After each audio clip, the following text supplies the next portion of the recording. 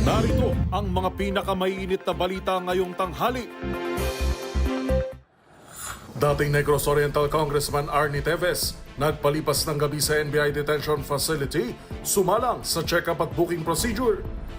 Ilang grupo ng mga mangingisda nagkilos protesta sa Maynila. Panibagong dagdag bawas sa presyo ng mga produktong petrolyo namumuro sa susunod na linggo. Sa MBC TV correspondents, magpinsan, sugatan matapos magsaksakan dahil umano sa sobrang kalasingan.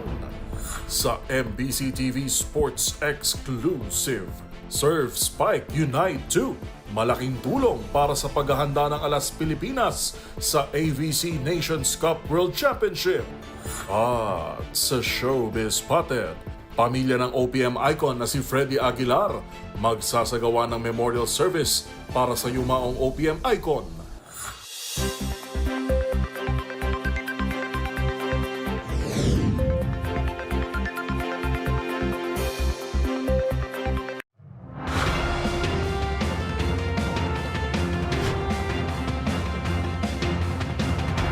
Bawat balita, makabuluhan. Bawat kwento, makapangyarihan. Boses ng Pilipino para sa Pilipino.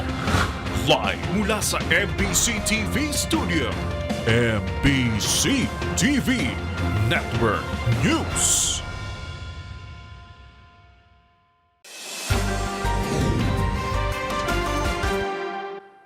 Pilipinas, una sa ating mga balita.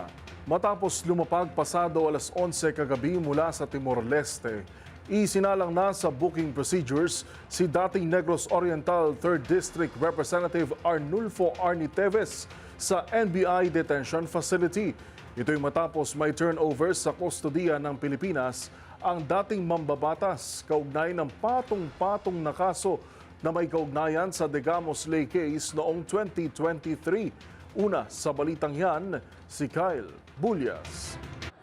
Makalipas ang 2 taon, nakabalik na ng Pilipinas si dating Congressman Arnulfo Teves Jr. para harapin ang mga kaso laban sa kanya. Nahaharap si Teves sa patong-patong na kasong murder, frustrated murder at attempted murder. Kaugnay ito sa naging pamamaslang kay dating Negros Oriental Governor Roel Degamo at sa siyam na iba pa sa bayan ng Pamplona noong March 4, 2023. Nito lamang Miyerkules, inanunsyo ng Timor-Leste na ipade-deport na si Teves dahil umano sa banta nito sa kanilang national security. Ginawa ng Timor-Leste government ang anunsyo isang araw matapos mag-post sa social media ng kanyang anak na si Axel Teves kung saan sinabi nitong dinampot ng immigration officers ang kanyang ama. Pasado alas 11 na ng gabi kagabi, lumapag sa Villamor Air Base sa Pasay City si Teves. Sa hiwalay na pahayag, sinabi ni Pangulong Bongbong Marcos na panahon na para humarap si Teves sa hustisya para sa mga kasong isinampa laban sa kanya. Sa ngayon, hawak na ng National Bureau of Investigation si Teves kung saan sumailalim na ito sa standard booking procedures at medical assessment bago dalhin sa bilibid at humarap sa mga paglilitis.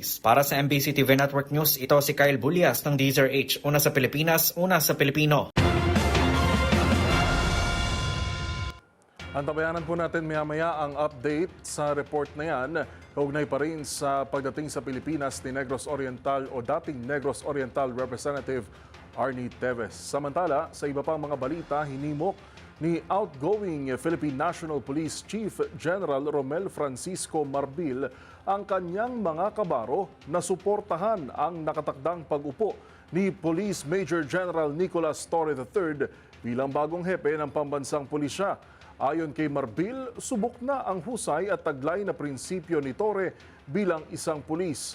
Magbabalita si Edniel Parosa. Kumpiyansa si outgoing Philippine National Police Chief, Police General Romel Francisco Marbil na may pagpapatuloy ni Police Major General Nicolas Torre III ang mga programa sa internal reform at kontra-kriminalidad. Ayon kay Marbil, si Torre na ngayon CIDG Director at nagsilbing Davao Region Police Chief pagtapos maging QCPD at Samar PNP Director ay isang masipag, subok at may prinsipyong opisyal. Hinikayat ni Marbil ang pulisya na ibigay ang kanilang buong suporta sa pagpasok ni Torre bilang ika-31 pinuno ng PNP. Binigyang diin ng papaalis na chief ang importansya ng pagkakaisa at profesionalismo, bagay na inihayag na rin ang tiwala ng palasyo. Gumawa ng kasaysayan si Torre bilang unang lakan mula sa PNP Academy tagapaglunsad Class of 1993 na mamumuno sa kanilang hanay. Sa kanyang pahayag, nagpasalamat si Torre sa mga sumuporta at nagpaabot ng pagbati. pinaka naging matunog ang pangalan ng opisyal ng kanyang pamunuan ang pag-aresto kay Kingdom of Jesus Christ leader Apollo Kibuloy dahil sa kasong qualified trafficking at child and sexual abuse maging kay Pangulong Rodrigo Duterte na damputin ito ng International Criminal Court. Para sa MBC TV Network News, ito si Edniel Parrosa na Leaser H. Una sa Pilipinas, una sa Pilipino.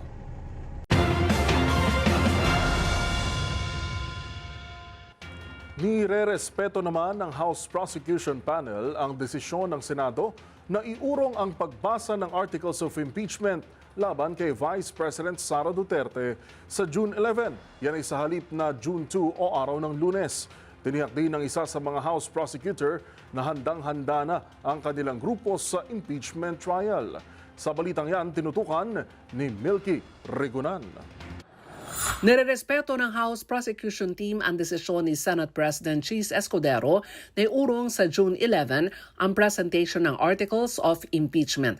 Ayon kay Representative Lawrence Defensor ng Iloilo, isa sa miyembro ng 11-man House Prosecution Team, ang impeachment proceedings ay tayong usapin ng Senado. Tiniyak ni Defensor kahit na-reschedule sa June 11 sa halip na sa Lunes, June 2, handang-handa na ang prosecution team sa impeachment trial. Sabi ni Defensor, sunod-sunod na ang mga meeting ng prosecution team, patunay ng kanilang kahandaan sakaling magsimula ng impeachment trial kay Vice President Sara Duterte. Una rito, sinabi ni Defensor, base sa napagkasundoan, isang House Prosecutor lamang ang magbabasa sa 7 Articles of Impeachment. Naninindigan si Defensor na tatawid sa 20th Congress ang impeachment trial dahil ang legislative power lamang ng Kongreso ang natatapos oras na magsara ang 19th Congress. Nireschedule sa June 11 ang pag-convene ng Senate Impeachment Court para bigyang daan muna ang pag-aksyon sa mga legislative measures matapos magpulong ang LEDAC. Para sa MBC TV Network News, ako si Milk Regunan, una sa Pilipinas, una sa Pilipino.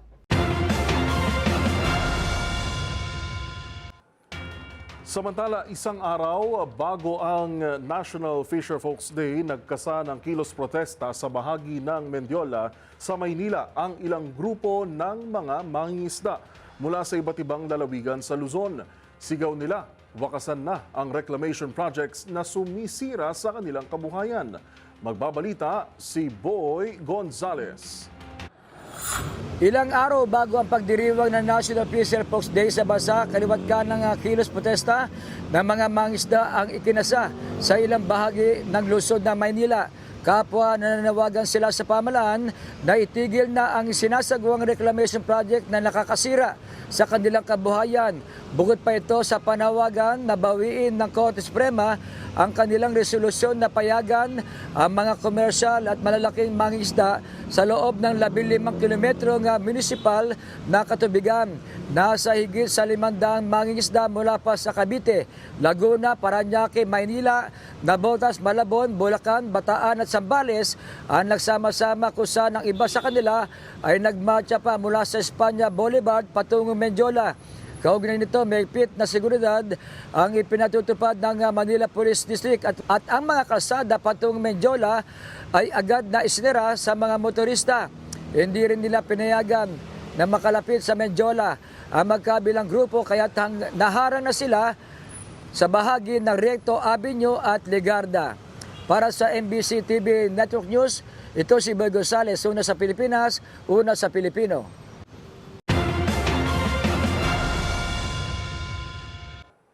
Naka-alerto ngayon ang medical community sa nakikitang surge o pagtaas ng mga kaso ng Mpox sa ilang rehiyon sa Visayas at Mindanao, habang pinag-iingat din ng ating mga kababayan sa banta ng glanders disease na nagmumula naman sa mga kambing at kalabaw. Sa balitang yan, tinutukan ni Dustin Bayog. Kinakitaan ang pagtaas ng kaso ng nakakahawang sakit ng monkeypox ang bansa matapos makapagtala ng ilang kaso nito sa ilang probinsya ng Visayas at ng Mindanao. Kinumpirma ito ng infection disease expert mula sa San Lazaro Hospital na si Dr. Ron Jean Solante na makapadayam ito sa DZRH at aniya ito ay dahil sa pagkakatala ng kaso sa mga lugar na hindi pa nagkakaroon ng kaso noon. I mean, sabihin natin pagtaas dahil wala naman silang mga reported cases before. So, or dalawang kaso ka, so that's already a significant number of cases. Kasi yung mga kaso natin kadalasan so far for the past 3 years, usually dito yun sa National Capital Region. Ilan sa mga lugar na nagkumpirma ng kaso ang 3 rehiyon sa Mindanao tulad ng Soc-Sargent, Bangsamoro Autonomous Region in Muslim Mindanao o BARM at Zamboanga Peninsula. Habang sa Visayas ay meron ding kaso na itala sa Iloilo Province at Iloilo City. Paliwanag ni Dr. Solante sa transmission ng virus sa mga probinsya ay maaaring dahil sa mga taong infected na may karelasyon na umuuwi ng kanilang mga probinsya. Yung nature kasi ng transmission is mostly among males who have sexual close contact, no, sa mga kagaya ng mga babae or lalaki.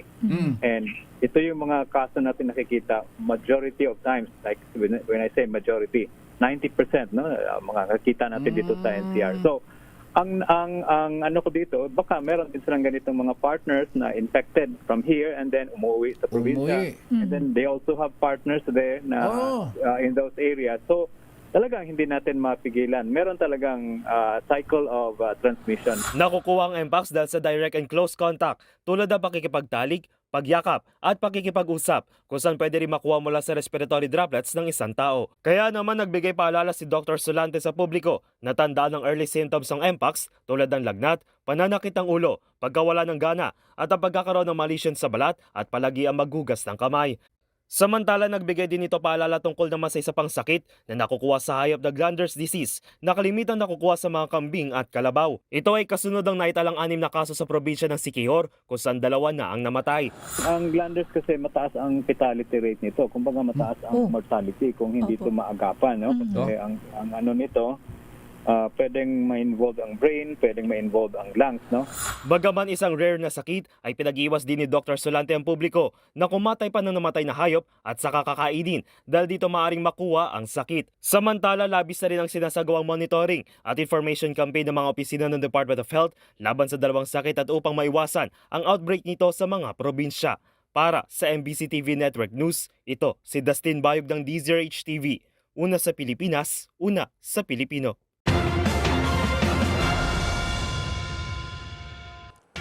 Abiso naman po sa mga motorista. Nakaamba ang dagdag bawas sa presyo ng mga produktong petrolyo sa susunod na linggo. Ayon kay Department of Energy Oil Industry Management Bureau Director Rodela Romero, posibleng walang paggalaw o tumaas ng 40 sentimo ang kada litro ng gasolina. Posible naman maglaro sa 20 hanggang 30 sentimo ang rollback sa kada litro ng diesel. Namumuro rin ang katiting na rollback na G-sentimo sa kerosene, ngunit posible rin na walang maging paggalaw. Sinabi ni Romero na kabilang sa nakaapekto ang ipinataw na panibagong sanctions ng Amerika sa Russia, kumakalmang tariff concern sa pagitan ng US at European Union at tumataas na geopolitical tension sa pagitan ng Ukraine at Russia.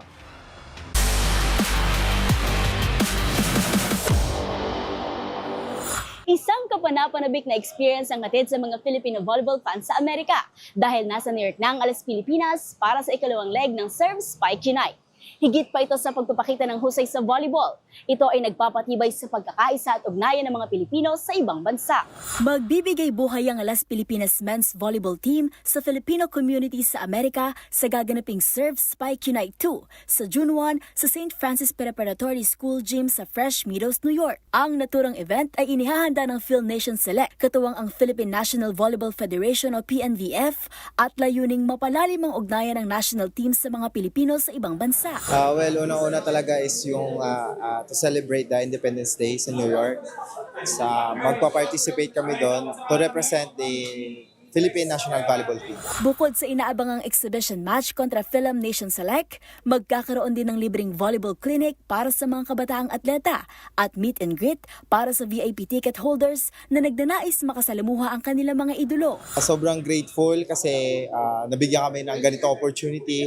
Once in a blue moon talaga. So, sobrang saya namin bawat isa na makapag-participate sa Independence Day.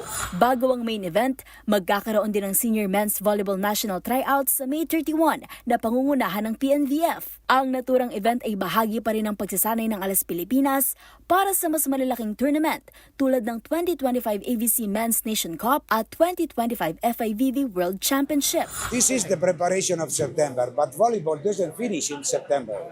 I hope that it doesn't finish in September. Because after we have the SEA Games, that for us is I think is even more important than the World Championship.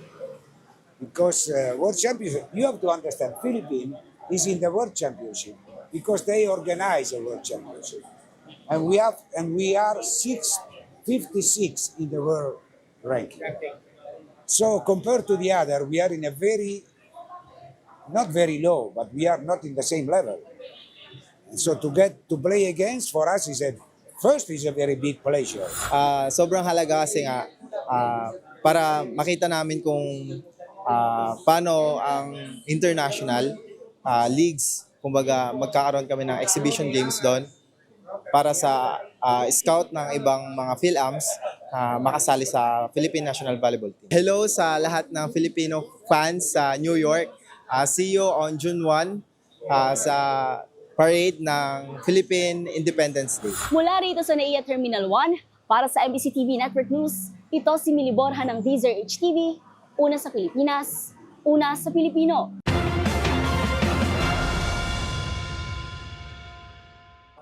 Samantala, sa iba pang balitang sports, tinambakan ng Oklahoma City Thunder ang Minnesota Timberwolves sa score na 124-94 para selyuhan ng 4-1 series win sa Western Conference Finals at makabalik sa NBA Finals sa unang pagkakataon mula noong taong 2012. Pinangunahan ni NBA Most Valuable Player Shai Alexander ang panalo ng OKC na may 34 points, 8 assists at 7 rebounds. Nagambag din si Chet Holmgren ng 22 points at si Jalen Williams naman ay may 19 points para sa Thunder. Hinihintay na lang ng OKC kung sino ang makakaharap sa final sa pagitan ng Indiana Pacers at New York Knicks.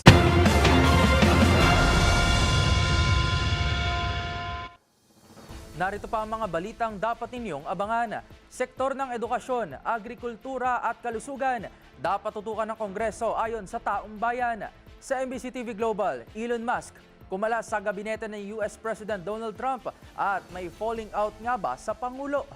Sa Showbiz Spotted, CJ Opiaza sinalo ang corona bilang Miss Grand International 2024 matapos magbitiw ni Rachel Gupta.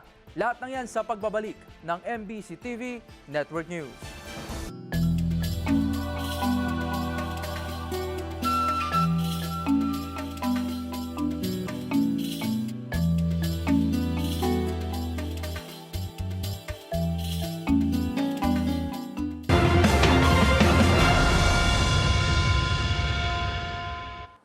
Inilatag ng gobyerno ng Timor-Leste ang mga kondisyon nito sa pagpasa ng kustodiya kay dating Congressman Arnulfo Teves sa pamahalaan ng Pilipinas. Ang pinakahuling detalye sa pag-aresto kay Teves tinutukan live ni Giselle Ricafort. Giselle, ibinibiyahe na ba ngayon si dating Congressman Teves patungo sa Muntinlupa? Correct, Joel, mula doon sa tanggapan ng National Bureau of Investigation sa Pasay City. Nakakonvoy tayo ngayon at ibinabiyahe na ngayon dating mambabatas patungo sa kanyang detention facility. Iyan yung minamanduhan ng Bureau doon sa loob ng New Bilibid Prison, pahiram ng Bureau of Correction. At kanina sa press briefing, ang sinabi ni NBI Director Jaime Santiago, naglatag yung gobyerno ng Timor-Leste ng mga kondisyon sa pag-turnover nga kay dating Congressman Arnie Teves. Ipinresenta ng NBI sa press briefing kanina yung Certificate of Handover sa pagitan ng Timor-Leste at ng Pilipinas, kabilang sa mga pinagagarantiya ng Timor-Leste sa gobyerno natin na hindi dapat lalagpas yung hatol o yung sentensya kay Teves ng 40 taon para sa multiple conviction. Wala rin dapat death penalty at dapat daw na protektahan ang dating mambabatas mula sa torture o degrading detention. Kailangan din internationally compliant daw yung mga pasilidad na paglalagakan kay Teves. May access din dapat siya sa legal counsel at kinakailangang atensyong medikal. Pinasisiguro din ng pamahalaan ng Timor-Leste na patas at public trial at walang dapat na maging political prosecution. Sa pagtatanong natin kay Director Santiago ng NBI, sinabi niya na maaari naman na maging observer o mag-obserba yung gobyerno ng Timor-Leste sa magiging paggulong ng paglilitis sa dating mambabatas, pero idiniin niya na hindi dapat kung makialam. Bagamat hindi required yung gobyerno daw ng Pilipinas na sundin yung mga nakalatag na kondisyon, sinabi ng Direktor ng Bureau na nakasaad namang lahat yan sa kondisyon o konstitusyon ng Pilipinas. Pakinggan natin yung naging bahagi ng panayam kanina kay NBI Director. They can also always observe, no? Yes. Observer lang, but they cannot meddle. Sabi ni Director Santiago, itong matagumpay na pagpapauwi kay Tevez dito sa Pilipinas ay resulta raw ng magandang pagkikipag-ugnayan ni Pangulong Bongbong Marcos doon sa Timor-Leste government. At ang sinasabi doon kasi pinauwi dito si Tevez sapagkat undocumented siya doon sa Timor-Leste sa loob ng halos 2 taon. Kabilang din sa mga binanggit niya dahilan, syempre yung extradition request ng Justice Department. Yuel? Giselle, may ipinapakitang video kanina na pag-iyak ni dating Congressman Tevez. Ano yung nabanggit niya dito? Bakit siya napaiyak? Yuel, naging emosyonal at hindi na napigilan na mapatuloy yung kanyang luha nitong dating mambabatas noong tanungin ng media yung kanyang nanay na kasama niya kanina sa pagharap sa atin, si Ginang Zenaida Tevez. Habang inilalahad ng kanyang nanay yung kanyang pagpapasalamat sa Diyos na sa loob na o matapos yung 2 taon ay makikita o nakita at nayakap niya na yung kanyang anak. Diyan na napayakap sa kanya ang si dating Congressman Tevez at napaiyak siya. Ang binabanggit ni Ginang Tevez ay hindi niya napuntahan maski isang beses yung kanyang anak sa Timor-Leste sapagkat noong December 2024 ay pumanaw din yung kanyang yung tatay ng dating mambabatas at ngayon nga lang daw sila nagkita ng kanyang anak. Ang sinasabi niya ay simula kagabi dahil pinayagan niya siya ni NBI Director na makasama at mabigyan ng pribadong oras na makasama si dating Congressman Tevez. Ang sabi niya, wala naman daw silang pinag-usapan. Talagang yung gusto daw nilang sabihin o iparating sa isa't isa, nadaan daw lahat sa mahigpit na yakapan. Muli na lamang, Giselle, pagkahatid sa Muntinlupa Prison, ay dito na ba mananatili hanggang sa humarap sa hukuman ang dating kongresista? Yuel, ngayong araw, ang sabi ni NBI Director Santiago ay ibabalik na ibabalik na ng mga tauhan ng Bureau yung mga warrant of arrest na inisyu ng mga regional trial court laban dito kay Tevez. At simula doon ay magtatakda na yung mga korte ng arraignment para nga dito sa pagsimula ng paggulong ng paglilitis laban sa dating mambabatas. Ang iginigiit ni dating Congressman Tevez, Yuel, malinis daw yung kanyang konsensya at very very honest and sincere person daw siya. Ganyan niya inilarawan yung kanyang sarili kanina. Bagamat malulungkot daw siya na ikukulong siya, nakakulong siya ngayon dito sa bansa natin nang hindi pa naman daw siya convicted o wala pang inilalabas na sentensya o hatol sa kanya, yung korte, yung lokal na korte. Ang aminado naman siya na darating naman daw talaga yung punto o yung pagkakataon na kailangan niyang harapin yung mga ipinupukol sa kanya na paratang. Alright, maraming salamat, Giselle. Ito si Giselle Ricafort para sa DZRH, una sa Pilipinas, una sa Pilipino.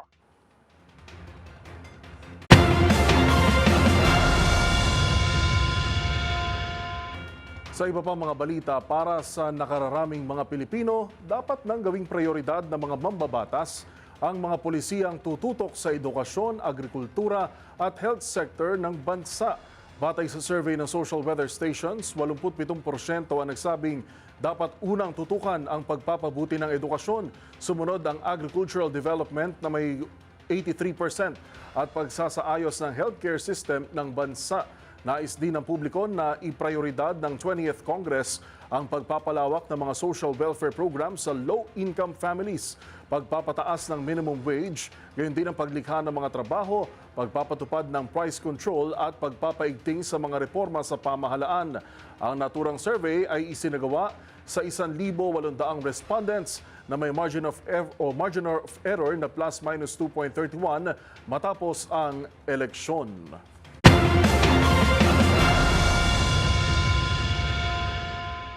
Samantala, tila nabunutan na ng tinik ang tinaguriang mole man ng Makati na si Rose matapos itong saklolohan ng Department of Social Welfare and Development. Kasama sa handog ng ahensya ang 80,000 pesos na pondong pangnegosyo, gayon din ang welding training para sa kinakasama nito. Magbabalita si Rovic Manuel.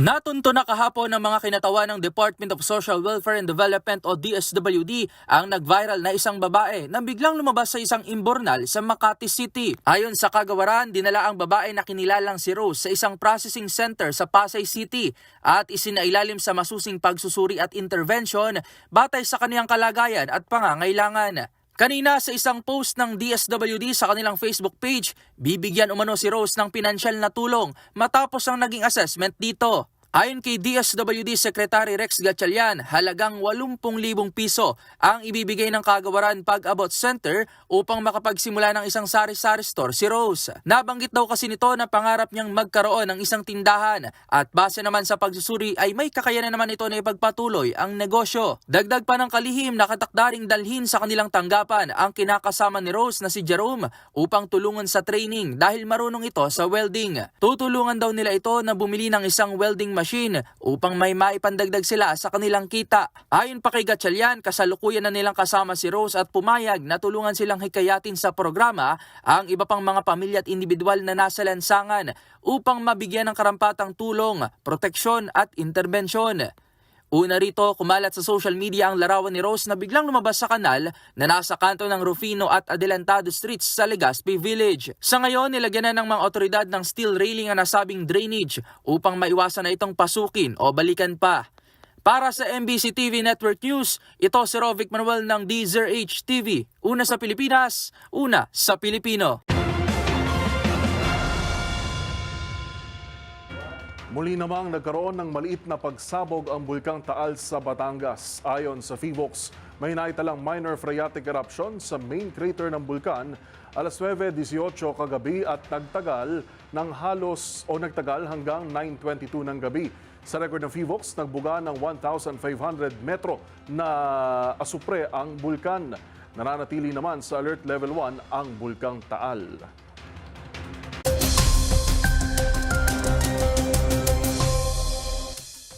Pilipinas ngayong Payday Friday, ihanda ng mga payong dahil uulanin ng halos buong Luzon.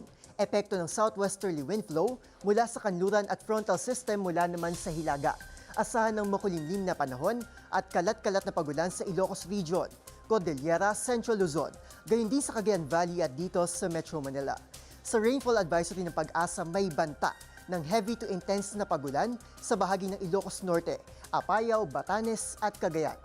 Apektado rin ng moderate to heavy rains ang probinsya ng Ilocos Sur, La Union, Pangasinan, Abra at Isabela. Maging alerto sa mataas na posibilidad ng pagbaha, lalo na sa low-lying areas, gayon din sa mga nakatira malapit sa mga ilog. Samantala, fair weather condition naman nangiiral sa bahagi ng Visayas at Mindanao na may tsansa lamang ng biglaan pero panandali ang ulan dulot ng localized thunderstorms. Over the weekend, asang magpapatuloy pa rin ang epekto ng southwesterly wind flow at frontal systems sa malaking bahagi ng Luzon. Samantala, may nagbabalik pero hindi ito ang comeback na gusto natin. Ito'y matapos maglabas ng direktiba kahapon si Davao del Sur Governor Yvonne Cagas na nagsasabing required na muli ang mga sumusunod dahil sa banta ng Mpox. Pagsusuot ng face mask, check. Physical distancing, check. At quarantine, check na check. Sounds familiar? Yes, dahil ang Mpox tulad ng COVID-19 ay nakakahawa rin. Kaya naman ang Health Department may ilang dagdag na paalala.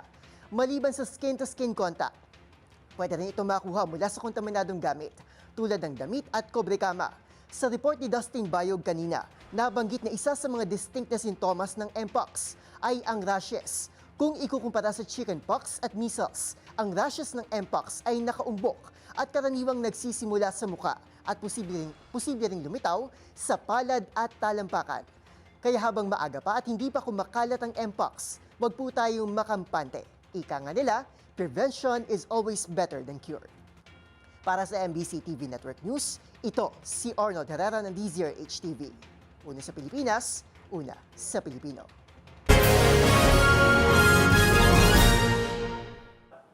Elon Musk is out.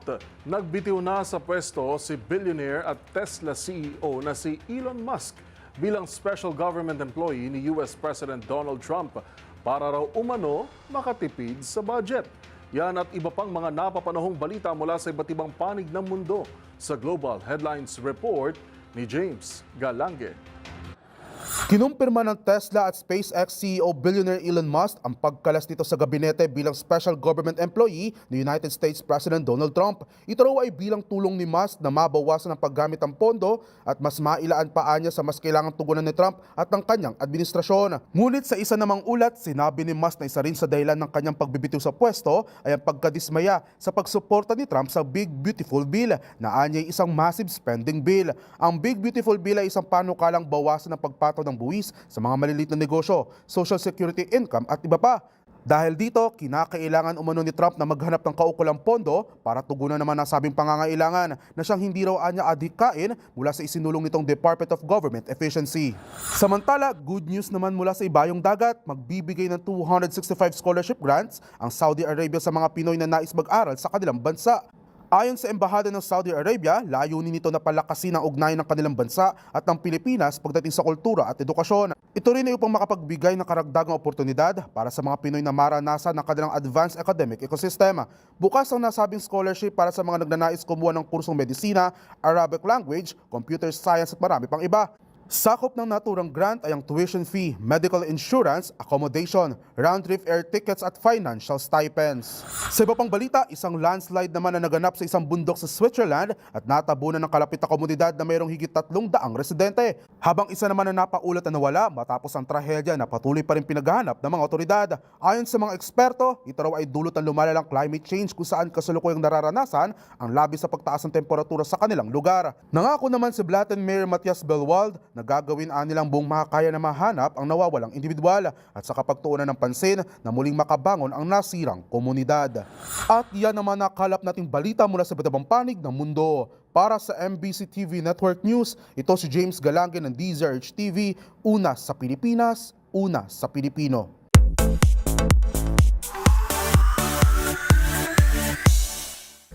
It's official! Handang-handa na talaga para sa kanyang grandest comeback si Kristen Julian o CJ Opiaza. Ang Pinay Beauty Queen kasi kokoronahan bilang bagong Miss Grand International 2024. Narito ang aking showbiz report. Ready to make history na ang beauty queen na si CJ Opiaza bilang kauna-unahang Miss Grand International na nagmula sa Pilipinas.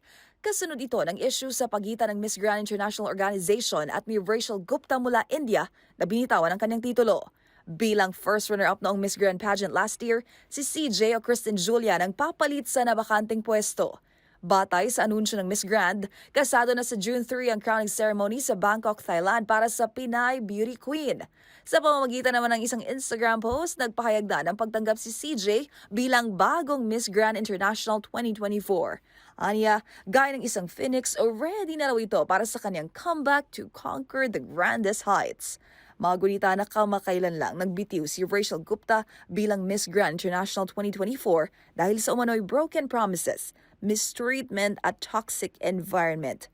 Kasunod naman niya lumabas din ang desisyon ng Miss Grand na kanilang tineterminate ang iginawad na titulo kay Gupta dahil bigo raw itong magampanan ng kanyang duties, gayon din ang ginawa nitong pagtanggap sa external projects na hindi inaprubahan ng organisasyon at pagtanggi sa isang scheduled trip sa Guatemala.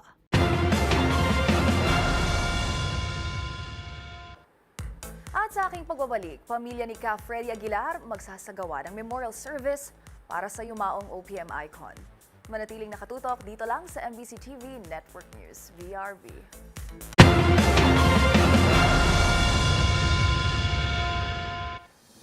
Abangan sa aming pagbabalik. Japanese Language Center sa Davao City nasangkot umano sa illegal recruitment. Kinandado na ng Department of Migrant Workers. Sa MBC TV Sports Exclusive, samahan ng pag-reminisce ni Coach Bon Chan sa MPL Philippines Season 15 journey ng Twisted Minds. At sa trending and viral show, magbestis na lola sa Cavite. Bakit nga ba pinusuan ng netizens? Yan at marami pang iba dito lang sa MBC TV Network News.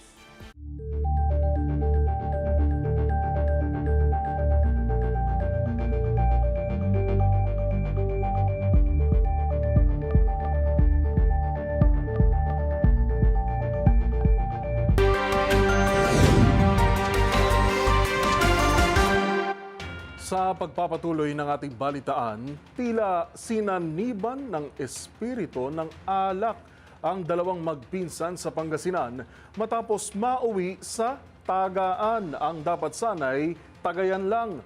Yan at ang iba pang rumarapidong balita mula sa probinsya. Hatid ng iba't ibang istasyon sa ilalim ng MBC Media Group.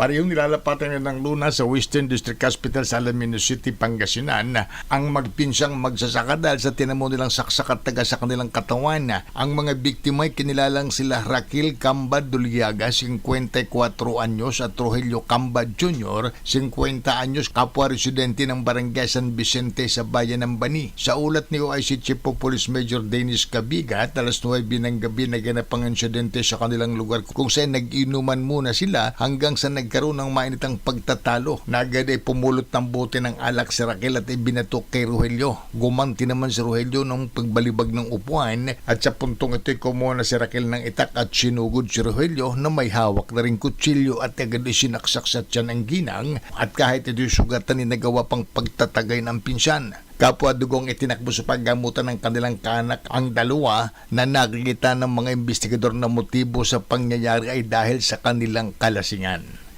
Para sa MBC TV Network News, ito si Freddy Pajardo, Aris 38, una sa Pilipinas, una sa Pilipino.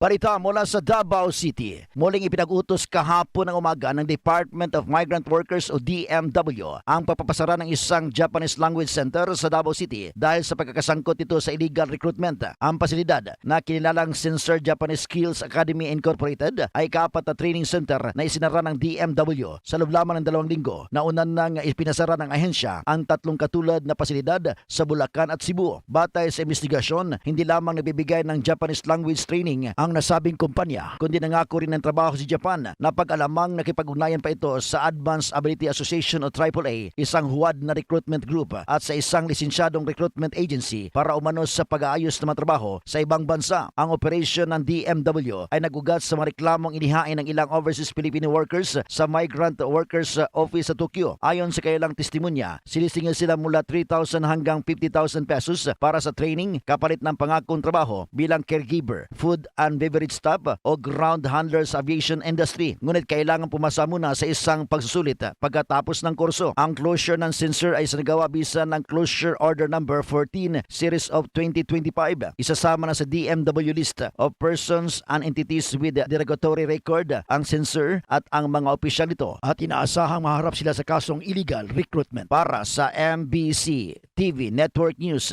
ito si June Suter, una sa Pilipinas, una sa Pilipino. Matapos naman ang ilang taon na pagtatago sa batas ay matagumpay na naaresto ng operatiba ng Lapinig Municipal Police Station ang 2 wanted sa kasong forcible murder sa pinagsalib na operasyon kasama ang mga tauhan ng 2nd Northeast Summer Provincial Mobile First Company at Northeast Summer Provincial Intelligence Unit sa Barangay Can Maria, Lapinig, Northeast Samar. Ayon sa report ng PNP Lapinig, taong 2011 pang warrant of arrest ng dalawa kung saan 14 na taon na nagtago sa batas. Nakilala ang mga akusado na sila alias Barin at alias Badul, kapwa magsasaka at residente ng Barangay Can Maria, Lapinig, Northeast Samar. Naaresto ito sa bisa ng warrant of arrest na nilabas mula sa Regional Trial Court, 8th Judicial Region Branch 38, Gamay, Northeast Samar noong pang March 23, 2011 sa nasabing kaso. May tinatang piyansa naman ang korte na nagkakalaga ng 200,000 pesos para sa kanilang pansamantalang kalayaan. Matapos ang ginawang pag-aristo ay pinaalam sa akusado ang kanilang mga karapatan sa ilalim ng Miranda Doctrine at binigyan din ngayon ng PNP ang kahalagahan ng pagkikipag-ugnayan ng komunidad upang mahanap ang mga taong pinaghahanap ng batas. Mula sa MBC Network News, RH34 Shane Galit Bantayan, una sa Pilipinas, una sa Pilipino. Ditinado sa Silay City Component Police Station ang isang store caretaker matapos nakuha ang mahigit 800,000 pesos na halaga ng umano'y illegal na droga sa isinagawang drug by bust operation sa Purok Mapisanon, Barangay Lantad, lungsod ng Silay, Negros Occidental. Ang naaresto kinilala lamang na si alias Philip 40 anyos, residente ng nasabing lungsod. Ayon kay Police Colonel Mark Anthony Daroca, hepe ng Silay City PNP Station, ang suspect na sa high value individual o HBI ng nasabing lungsod at aktong nagbibinta ng illegal na droga sa police pusher buyer. Na-recover kay alias Philip ang more or less 3 heat-sealed transparent plastic sachet ng umano'y shabu na umabot sa 120 grams na mayroong standard drug price na 816,000 pesos. Ang suspect detinado sa Silay City Police Station at maharap sa kaso. Para sa MBC TV, ito si RH46 Rex Cantong. Para sa DZRH, una sa Pilipinas, una sa Pilipino.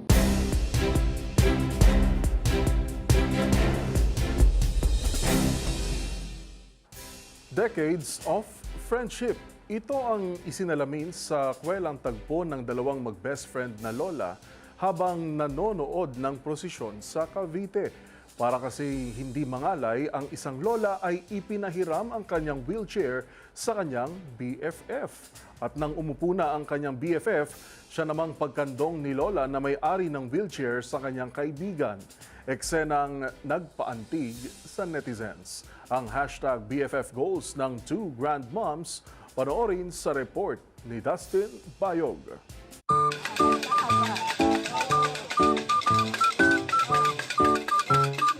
Maraming netizens ang nakyutan sa best friend moment ng dalawang lola na ito sa Alfonso, Cavite. Habang kasi ay nanonood ang prosesyon, ay makikitang nakakandong isang lola sa best friend niyang nakaupo sa wheelchair, na isang typical na karanasan para sa mga mag-BFF. Pero ang kwento sa likod nito ang mas nagpaantig sa netizens. Ang nakakandong kasi sa video ay siyang may-ari ng wheelchair.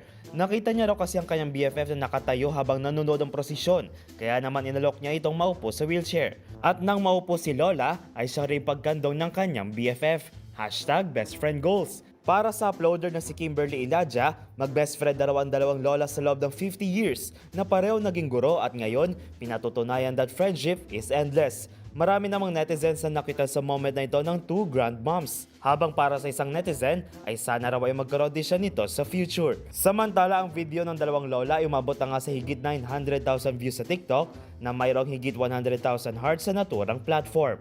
Para sa DZRH TV, ito si Dustin Bayog. Una sa Pilipinas, una sa Pilipino.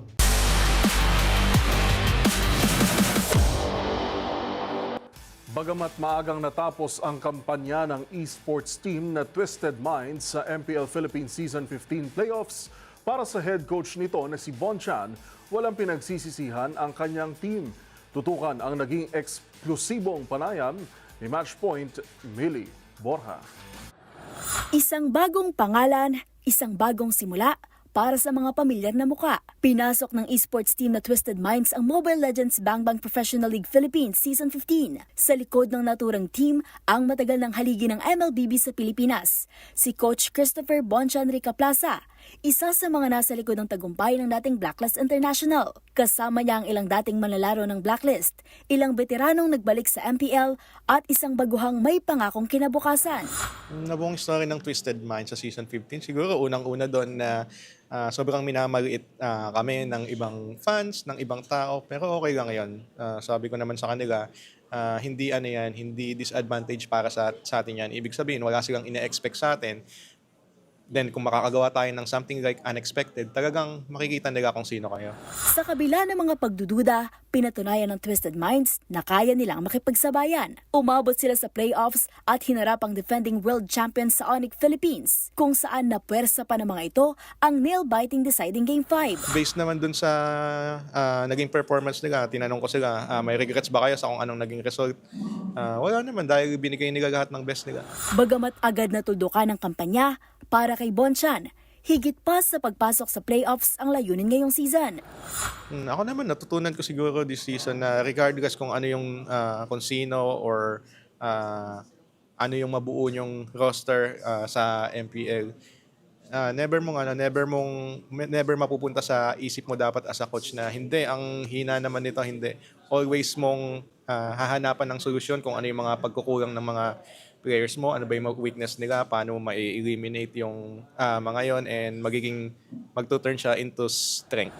Kahit hindi nakapasok sa susunod na round, iniwan ng Twisted Minds ang liga na may bagong tatak, isang kupunang may puso, tapang at respeto mula sa kanilang mga katunggali. Maging ang Onyx ay kinilala ang hamong dala ng kupunan. Nakakatuwa na nire-recognize nila kami since sila yung defending champion, and I believe na madami din siguro silang na-realize sa series na yon na magagamit nila papunta doon sa mga susunod nilang laban, kung ano yung mga naglalak sa kanila na talagang touchable pa rin talaga kahit na defending champion. And I think mas lalo silang lalakas doon. Sa huli, iniwan ni Bonchan ang kanyang kupunan na may mensahe na higit pa sa laro. Isang paalalang ang tunay na pagkatalo ay hindi nasusukat sa score, kundi kung sa paanong tumatayo ang isang manlalaro pagkatapos ng pagkatalo.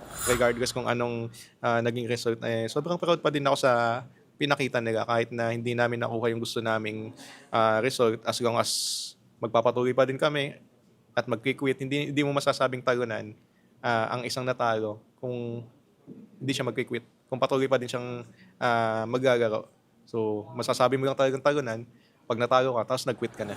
Para sa MBC TV Network News, ito si Mili Borja ng DZRH TV, una sa Pilipinas, una sa Pilipino.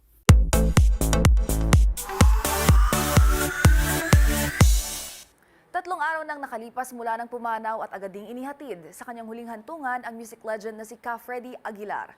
Kaya naman ang kanyang naulilang pamilya nagpaplano na para sa isasagawang memorial service bilang pag-alala sa yumaong OPM icon. Narito ang report.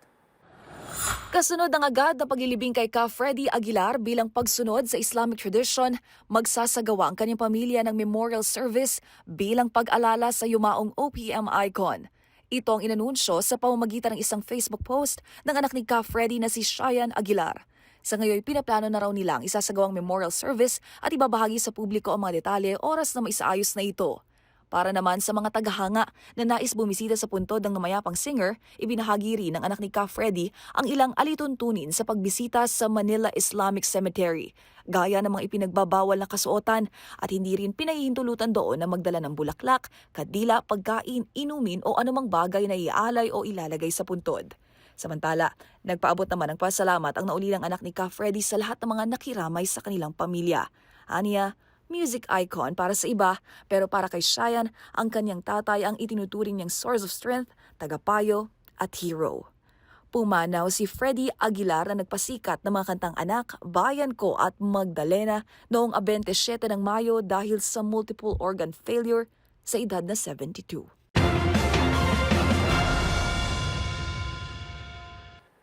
Para sa MBC TV Network News, ito po si Angelica Cosman ng DZRH TV, una sa Pilipinas, una sa Pilipino. Balik sa iyo, Yuel. Maraming salamat, Showbiz Angel. At iyan po ang mga nakalap naming balita ngayong araw ng Biyernes. Sa ngalan pa rin ni Karen Oyong, ito po si Yuel Reyes.